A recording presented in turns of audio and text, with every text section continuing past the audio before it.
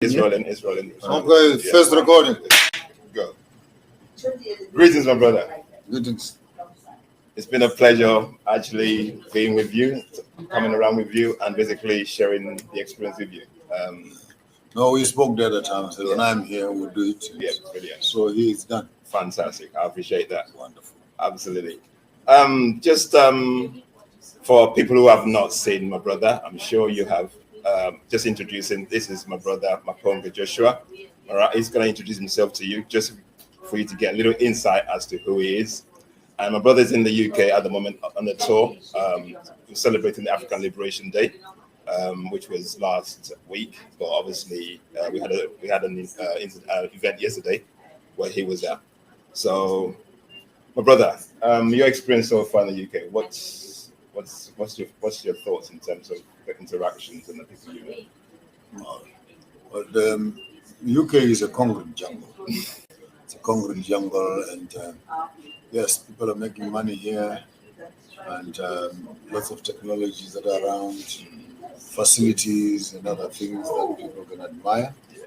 But I can frankly say that the quality of life in the UK, quality of relationships, quality of time, quality of air, quality of food, quality of family and social interaction, and it's very, very low.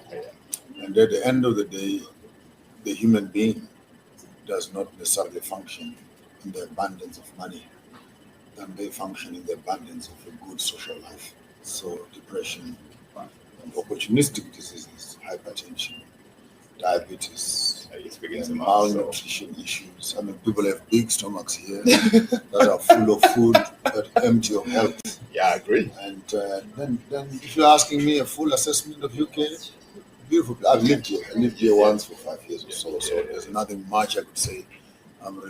Something new has happened. This is like a museum for me. Buildings must be maintained the way they are. Streets are too small and tiny. But otherwise, and the weather, of course, I brought good weather. Yeah, you brought good weather actually. Yes, it's actually brilliant. I brought lots of warm clothes, you know. But the tour has been very eventful, enlightening, for me, spiritual. Yeah. It almost felt like it's a plug-in into the stalwarts and the pioneers of the Pan-African movement, people that I never got to meet. But when you meet the people that met them and the people that have interacted with them and then they share that experience, I almost felt like it's passing on of a legacy. And now what made this one unique also is the interaction between Africa and the United Kingdom to create that symbiosis. And so it was quite nice. It is needed actually, because I feel sometimes like in the UK we kind of taking a back seat. Because I could see, of my experience anyway, I could see the Americans a lot more active in terms of the Pan-African movement. But the UK, probably because the English way, they're kind of taking a back seat. And you plug it into that, I think, it makes a lot of sense. So in terms of, the spiritual consciousness level, how do you find it? What kind of, in terms of the UK? There's quite a lot happening in the Black community, the Rastafarian community, and the Caribbean community in their own way. Those that have been brought up properly in the Caribbean and had a chance of experiencing their grandmothers, either through the voodoo practices or through the cultural practices, have been able to preserve and maintain some of that cultural practice here. And some thumbsucking, it's a guesswork. You really want to be African, but you've almost forgotten what it means to be African. And then those who want to become African have become Pan-Africanists. And in their Pan-Africanism, they have a concept of democracy, which they think will work in a Pan-Africanistic way. And then you find so that it has been almost a diluted version. So in as much as you desire freedom, but keep the chains, please. Okay, cut here.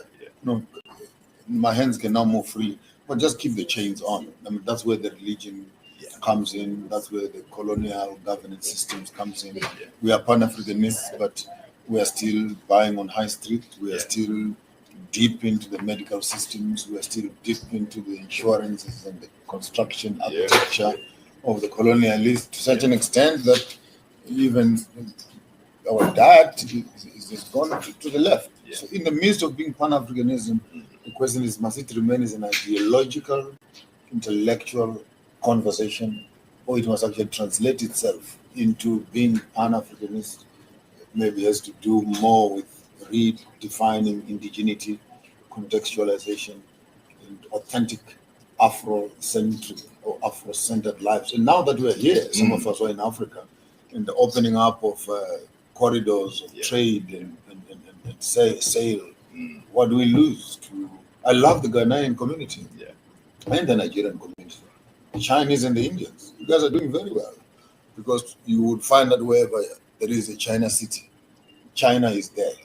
From dragons to noodles to food, they literally create their own community. And I think we have seen Brixton a couple of years ago here that the Nigerian community was concentrated over there. The Jamaicans are concentrated over there. But when you get there, is it good enough just to have a Jamaican corner shop where you can buy a banana and ginger? Or we rather own that space totally, so that when it comes to being called a China city, it's a China city. We control it. You know, and I think that's where the Pan-Africanist has failed. He has created too many ideologies, but has not translated those ideologies into physical tangible actions, structures, schools, our own clinics, our own saloons we have, our own food outlets, our own fashion outlets, our own ideological institutions, our own entertainment, our own stadiums, maybe our own sports. And then the idea, like what the Afro-American was doing in the South before it was destroyed. And for me, that has been the weakest leg on the Pan-Africanism, where the active participation in the economic development and social transformation has been lagging behind. And most of our people are almost consumed by the very system that they're trying to run away from. Yeah, and he's saying that, and this is basically, personally, this is my struggle, because I hate capitalism. So how do you balance capitalism to be truly Afrocentric in doing stuff? Because that's something I'm battling, because like I said, we need money to do particular things. And then the bridge gap and the gap bridging between having the funds to do stuff. How do we bridge that? Because that's basically a lot of people struggle with that. Because like I said, I'm going to be back home soon, and you need, that's the advice I give from people. You need to have something. You need to have something. The struggle is real.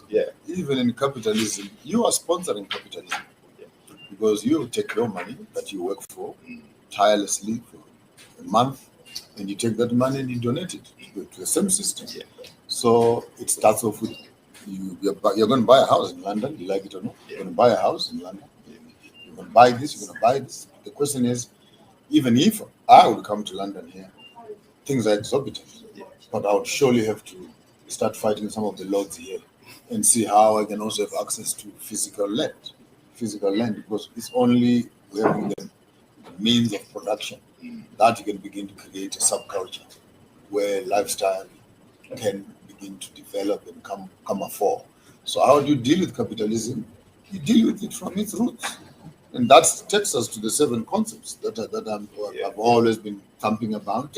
Number 1, we needed to start looking at, to move away from capitalism, because it's a web of well-knitted, it's almost like a coiling snake that is well connected. It's a spider. Entangled. It's a spider. So in as much as you can remove one string, it doesn't mean that you've actually attended to everything else. So some have said, no, Maponga, you're getting confused. You must leave Jesus alone. I said, no, man, this is just one. The spiritual decolonization is just one of the threads. You still must deal with health and technology, which speaks to our diet and everything, which has been colonized. Our technology and the way in which, of course, we talk about IAK yesterday towards the end. But it's another critical issue that needs to be looked at. Are we saying that the technologies of the West are superior to the technologies of Africa? Or maybe in terms of convenience, yes. In terms of short term, yes. But every technological advancement which is not kosher to ecological conservation, it cannot be technology, it's destruction. So we can't be talking about making more machines, making more cell phones, and say we're technologically advanced. But when you go where the mining of the mineral is happening, more damage is happening there, and it's not sustainable. Yeah. Because what you are taking out of here, you cannot bring back and replace it. So when you talk about technology, I hope people are not getting carried away to think that pressing buttons and all these things are progressive. They are progressive in the short term, but in the long term, this will be rubbish. Because the amount of chaos that you have created is unmeasurable. I was saying to someone the other day, they said, no, Africa must be developed, especially if you have lived in the West for too long, it must be developed. Then I asked the people, if Africa is developed to the London standards, okay, we've now created another concrete jungle in Sishavane or in Mashoko, somewhere in the village in the bush there. We make it another London. Yeah, I agree. First question, what quality of water we're going to be drinking? What quality of air we're going to be breathing? What quality of food we're going to be? What quality of relationships and lives are going to be having? Are you saying development is having pubs and brothels on every corner and mental clinics on every corner? Is this what you call development? But look at it this way. The people who are owning those businesses in development, ask me where they stay. I can actually tell you, from a chauffeur, they live basically in urban areas where full of land. So they don't live in these jungles at all. And now the poor people like us, where are we living? We're living in the jungle. Yeah. We're living in the open areas. So this whole migration of urbanization must be understood that it is coming as a brainwashing session again to make people think that when they get into a place which does not sleep, lots of lights, they are healthier. No, man, darkness is good for the night, for sleeping. So our spirituality must be decolonized. Our technology and health must be decolonized. We also look at our sports and entertainment. The whole constipation sporting, which is about $1 billion business.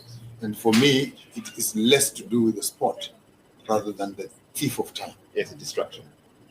Keep you busy, doing non-important. Watching movies, scrolling on internet, watching some porn here and there.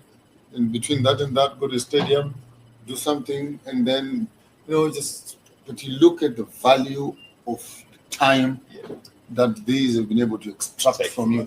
Had they been extracting these things from you while you were getting healthier, I would have been said maybe there's some sort of benefit. But unfortunately, it has just become entertainment, money spending bill, and last but not least, you will actually have the decolonization of our economy. We now talk to the banking and plug in from the metrics, education, creating a new narrative, in agriculture, beginning to supply for our own stocks, ultimately governance. How do we rule ourselves? So if you're supposed to start punching on capitalism, you're just knocking on the economic pillar. The question is that actually the economy is linked to the quality of education you have received, which is informed by the quality of food that you have. Are you healthy enough to study and learn? And what is it that the government will consider in governance, as etc.? What do you spend your extra time doing as your entertainment? So what technologies are you collecting yourself? Ultimately, the whole total human being. What spirituality drives you? Where do you peg and where do you fashion your worldview in terms of coming out of this building, standing there, and you say, there is an African. What makes you an African? Wow. Yeah, what really makes us like it? Based on what you're saying, so in terms of Africa, because they're African, and most of my work was focused on African back home, because that's basically where we need to build. Because otherwise, if Africa wasn't the way it is, or they mess it up, we won't be here. So, based on what you're saying, how can we make Africa work? Based on what you're saying. Africa is working. On the contrary, Africa is working. And the fact that we are... But how do we unplug from the capitalist, the system? That's where the mindset thing, the Western mindset is basically, like you said, I've been in Nigeria recently, and I feel like I was in London. And hence, that's where we come in as cultural custodians. To say there's nothing wrong with developing Lagos and Abuja. Nothing wrong with getting a few buildings in Accra, and etc. But I think as we are moving forward, and we are now talking about green energy and real life, we needed to preserve some of our African continent in its rawness, Fantasy, okay. and let the process be organic, but be as gentle to the environment, to the preservation. I mean, London here, there used to be animals around here. There's not even one single, except foxes, and that have remained in some rats. That's all that has remained. Now, are we saying that by? And yet, this is where it sometimes gets confusing, because these are the same white institutions that are talking about conservation. Yeah. In one conference here, they're talking about conservation. Yeah, in another conference, they're talking about development. In another conference, they're talking about mining. If you put these three people in one room and say, gentlemen, you are talking about approving mining concessions to dig all this stuff here, like you did doing in Congo. But here you're talking about conservation. And here you're talking about development. How do you marry these three people? They're schizophrenic. Yeah. Because their concept of development is vandalism. Yeah. And we cannot be here educated as we are, and we glorify the destruction of our own homes when they have finished destroying our own homes. I was looking at Ghana the other day. The rivers have been flooded with cyanide. Yeah, Galamsey. Yeah.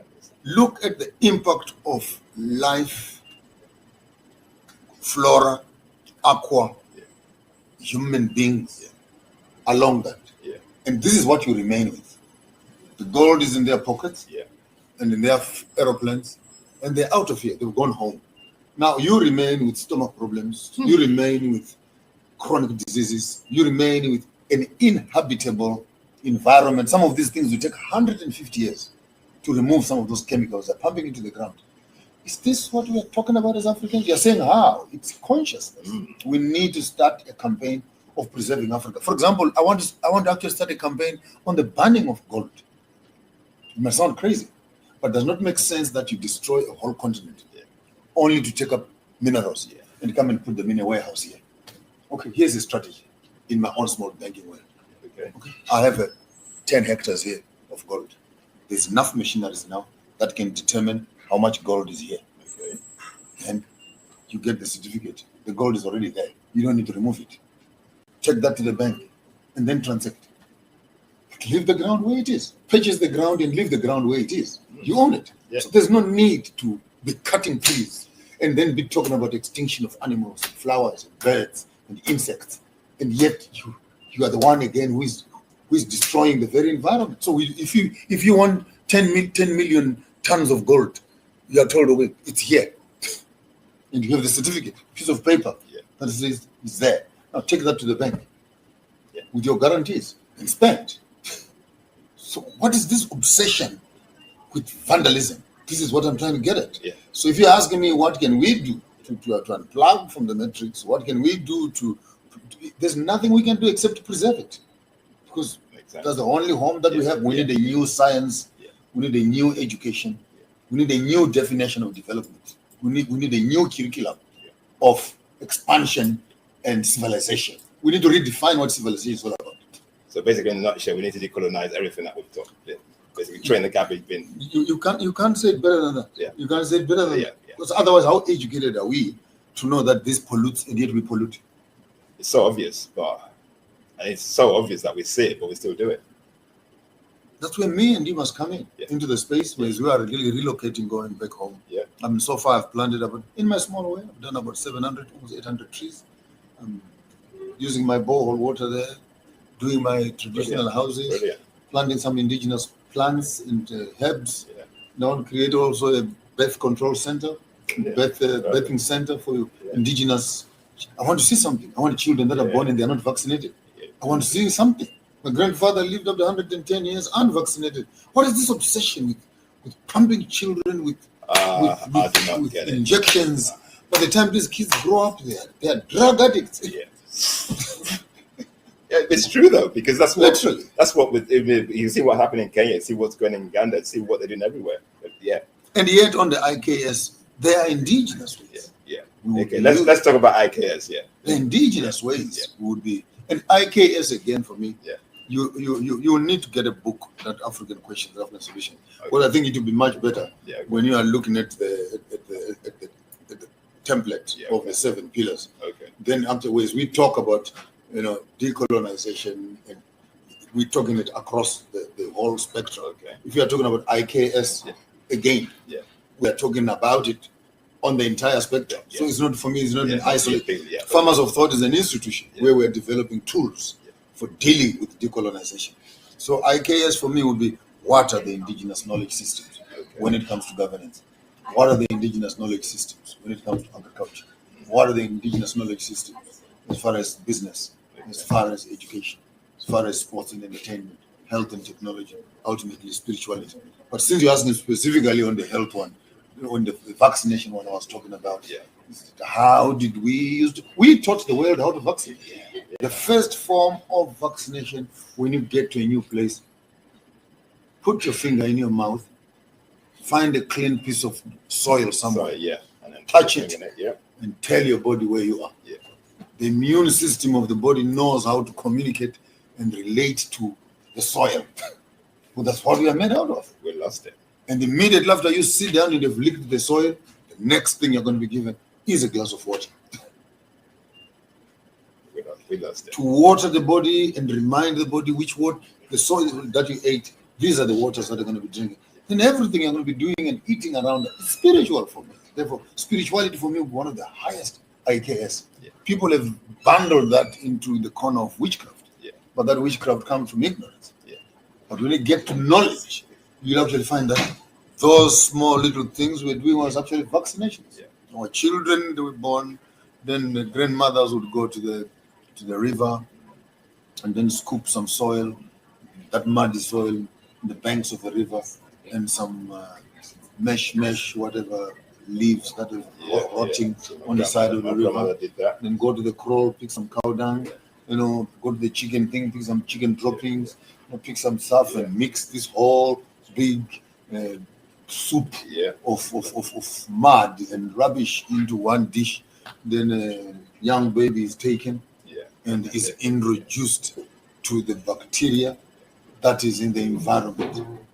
And this child will be able to eat that chicken, drink that milk, drink from that river, eat from this soil, because the body has already been introduced. Now you look at that thing and say, yuck.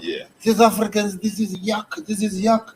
But are you telling me that taking other women's fetuses and making things and punching them into other women, other children, is healthier than you using natural things? I mean, the fact that yours is nicely encapsulated in a tablet doesn't make it cleaner by any means possible. And I think Mama here, if you can move the camera towards it. Since we are addressing the women's issues, I think she's in a much better position as the as my brother was saying, if you want to tap into what you say in terms of the big. I was speaking to my son this morning because I'm about to have my third grandchild, and we're talking about how they deliver babies in the UK, where they have to lay their backs down, which is not what we used to do back home. Because I remember, I don't even want to explain today and talk about that, because women issues in vaccination, if you don't mind.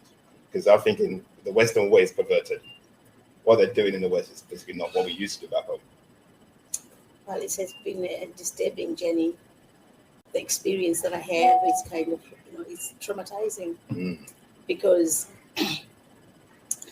I think the way that my mother was born is different from the way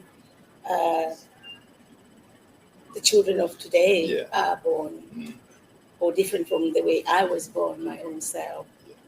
So, like you were saying earlier on, that, Changambire here was talking about the vaccinations and things like that, but even the giving birth or being in water, I think that's not bad. But there's different ways that they're doing it now, which is not of our indigenous way of doing it. In every home in ancient times, you'd have a bed stool. A bed stool which you can also find on the Kemetic charts, which you can also find in the biblical narrative. When Pharaoh is talking about the Israelites, he says, by the time we get there to the women sitting on the stool, we find that they've delivered already. So show me a people on the face of the world that know about the bed stool. They are the owners of the text. So we cannot be taught religion by white people who don't even know what a bed stool looks like. It's crazy. It's absurd. So a bed stool was used for many things. Yes. Now, time for information, Gogo. I know some of these things are sacred, Yeah. But the world and our African people are on a deathbed. We might as well just say it. Yeah. A birth stool was a critical part of female health. Yeah. Okay. It's a piece of wood that was open here where a woman could sit, literally squat, so to speak, and she drops the baby. But not only that, a woman can actually deliver herself correctly, like what cows and chickens and goats do, with no assistance. That's why Moses was told, but by the time we get there, she has already delivered. But these days, of course, pregnancy sickness. So the birth stool would be actually used. It aligns the spine. Yeah, because they have to use epidural these days, which is we need to allow even our audience here to do some research for themselves. Yeah. Go and find out what are the problems in terms of health of children that are born through cesarean section, children that are born when your mother is lying down. What are the complications in spinal problems, head formation, muscle and reflex, and etc. Because every move as the child is coming out is actually a physiological alignment, as it were, activation of brain, muscle, and body to welcoming you into this space where you're going to be needing these muscles and etc. to work. But on the cosmetic section, the birth stool was a health institution for women. Then they would go to the bush and take their shrubs and herbs, put it in a dish, warm or boil up the herbs. Then a woman would sit on the birth stool after going through their monthly cycles, cleanse the whole system. If they wanted to steam, they would steam. If they wanted to smoke, they would smoke. And if they wanted to warm up the pots before the husband came home, so be it. So it's a science. Yes, it is. I'm listening to you, man, and it's just like music to my ears, man.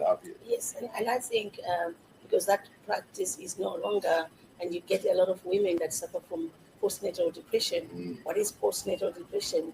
What brings postnatal depression to a woman after giving birth? She did not deliver. Wow. And where she does not deliver and she does not breastfeed. And then she complains of breast cancer and cervical cancer and stuff like that. But what do you think happened to all that milk that coagulated in your breast and etc.? What do you think happened to it? Wow.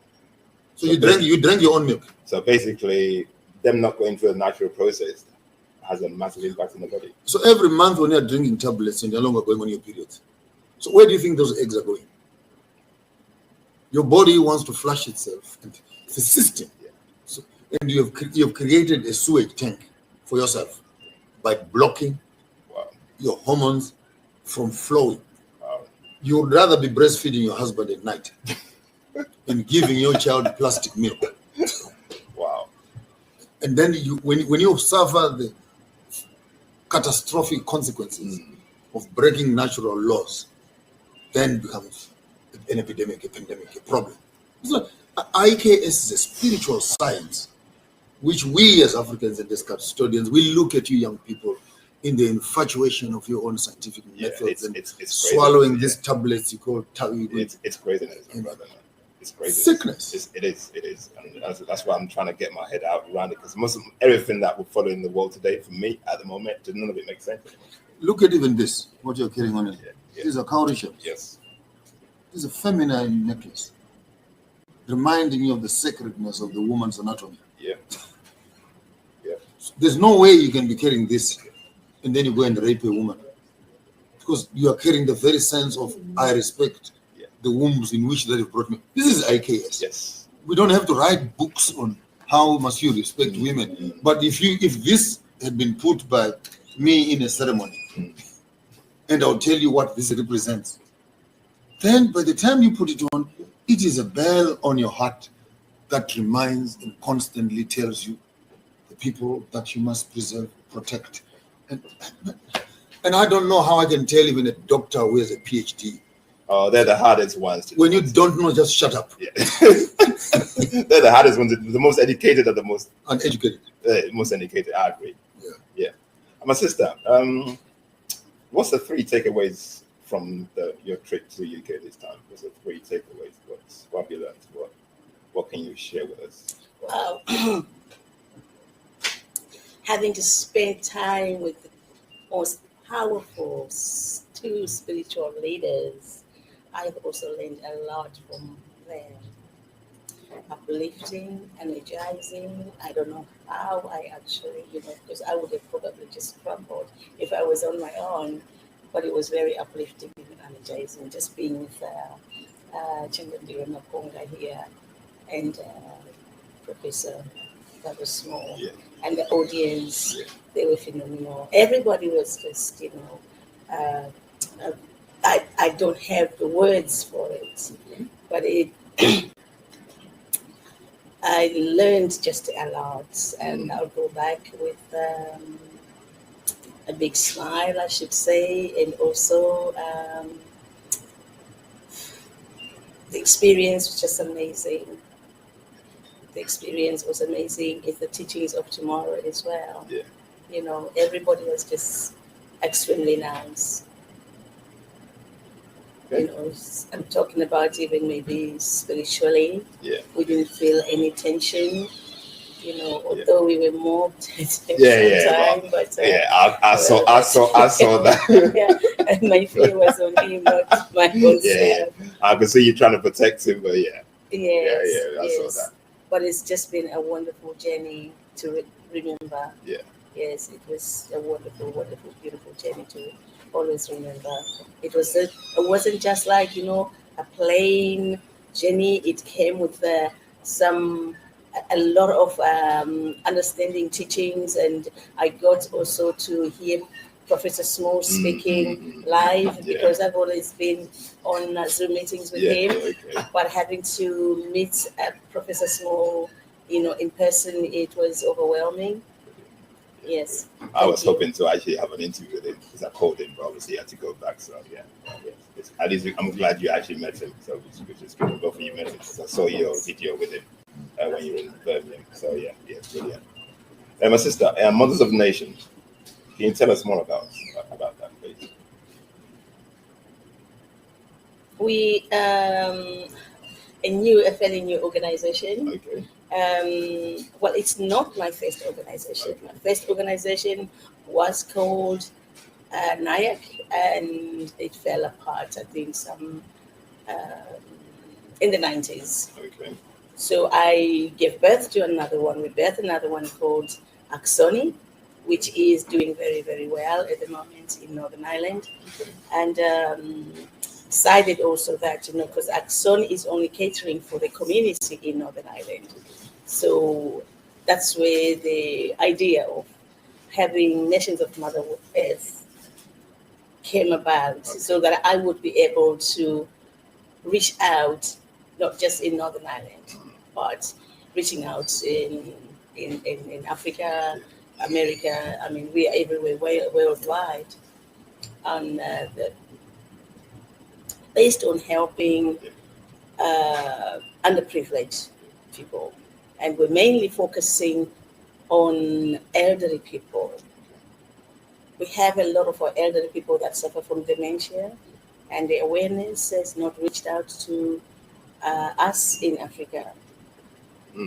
Dementia people, our elderly people get killed.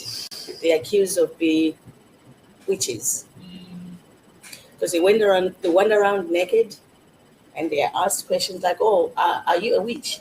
Because only witches, Yeah, can I just stop you in terms of dementia? So would I say is that part of the Western? Is it the Western effect, and is it the food? Why would Africans have dementia? We never used to have that. So what happened? I don't. That's what I go back to Changambire Maponga when he talks about the vaccines and the type of food that we have been eating. Why would you eat backdated food? I mean, you open a can of baked beans, beef, and all sorts of rubbish, then we store that in your stomach and believe that you'll be okay because you don't even know what you're putting in your stomach. So we have eaten baked, dated food, and that baked dated food, I think it has caused a lot of harm. I would like to expand on that, on the diseases of the old people. That it comes in multifaceted. It's a response to series of wrong decisions that we have made. We have lived in town all our lives. Then we left town when we were 70, 80 years old, 60, 70 years old, at retirement. You are dumped at the village. You have left your children in Europe. You're lucky if your wife is still with you. You're lucky if your husband is still with you. Then you are dumped all by yourself. It's a lonely life. No one cares for you. Your money is finished. Your health is finished. Sometimes you can even lose your mind. As a man who has built palaces, and we've known people here, who was just talking to somebody this morning, people who have built palaces in London, they're now living in a shack in the bottom part of town, and the children are in Canada, some are in Europe, the grandchildren are studying in Japan, and the old man is all by himself, falling apart. Actually, we lost another old man this morning. The daughter is in Ireland, and the old man is all by himself in some farm somewhere, collapsing. And he's dead. He died this morning as we're talking right now. And now so even when you're talking about dementia, those that don't suffer dementia are in depression, they're in malnutrition, they're in diabetes, they're lonely, and some of them are homeless. So it's a whole conglomerate of bad decisions that Western civilization and commercialization, they pat you on the back when you're still healthy. Well done, my boy. Well done, my boy. You're doing very well. You're doing very well. Until the day they tell you that, hey, chief, we no longer need your services, man. Your eyes are no longer, you're sleeping on the wheel. Then for the first time, it's like someone has slept you on the back to wake up and discover you've wasted 40, 50 years of your life, and you're 5 years looking into the grave. That is traumatic. So it's not just dementia. It could be a variety of people, some even suicide. Yes. The loneliness as well, because we have adopted the English way of living. You know, we dropped our culture, adopted the English culture, and our parents, we don't. It's like a tree. You know, if you don't water the roots, you don't expect that tree or the branches to grow. You know, the leaves will dry, and we don't see it that way. We are not looking after our parents, but we are looking after somebody else's parents. We come here to be in nursing homes, and we push our own aside. Okay, guys, I think thanks for your time. Before you go, I'd like both of you to actually help us plug Coal City, the restaurant that we're in. Just give them a plug out to customers, for them to reach out. They've been great to us. Yeah. So if you want to give them a shout out, please. When you get into London, right here in Tottenham, there's a nice, cool place. They call it Coal City. I've had 3 meals right here. Most beautiful. The lady who runs this place here, out of this world. Genuine full Nigerian food, igusi, pepper soup. But yesterday one was very hot. But there's a beautiful place, and they have this venue also for our after parties. So you have special birthday parties, you have special functions that you want to do, you want to take your friends out.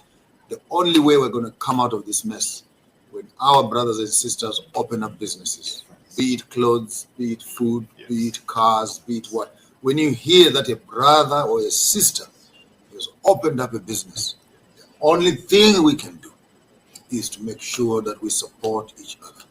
There's no way my brother will do better until my money is with him. There's no way he will do better until his money is with him. And by the time that money comes back to me, I'll be a richer person. So please, if you are in Tottenham, come to Coal City. Beautiful restaurant. They open, I think, 7 days a week. It's open here. Come here. Next time I come here, I'll be right here. I even took some takeaways home. Well, he said it all. I'm left with nothing to say. But the cooking, the quality of the food. The quality of the food, absolutely good. I mean, amazing. Sweet pepper soup was hot, like he said. But Amala? I think egusi, amala, well, we did some takeaway as well because we couldn't just go home without food. It was too nice. It was way too nice. I've been going to few places, 1 or 2 places, but I will give her 10 out of 10. I'll give her 10 out of 10. Brilliant. There's nothing more to say because Changambire here, he's already. Guys, yes. Thank you very much for your time, my brother, man. It's been a pleasure, my sister. Thank you very much. We appreciate you. We do appreciate for all our viewers, basically, Changambire's been in the UK. It's been an absolutely brilliant time. We've enjoyed his knowledge, his wisdom, and my sister, they've shared wisdom and knowledge with us. Please tap into the Farmers of Thoughts where you can actually read more, hear more about our brother's work.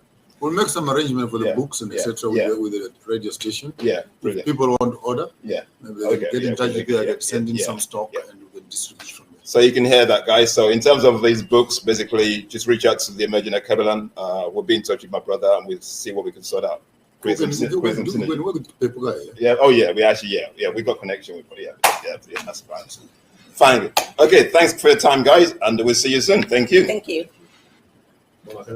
Even though we ain't got time, I want to ask you off camera. You said you got